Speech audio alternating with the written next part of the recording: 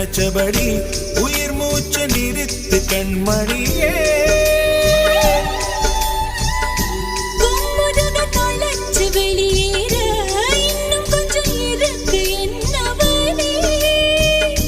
மழையடிக்கும் சிறு பேச்சு, வெயில் அடிக்கும் ஒரு பார்வை, உடம்பு மண்ணில் புதையிற வரையில் உடன் வரக்கூடுமோ?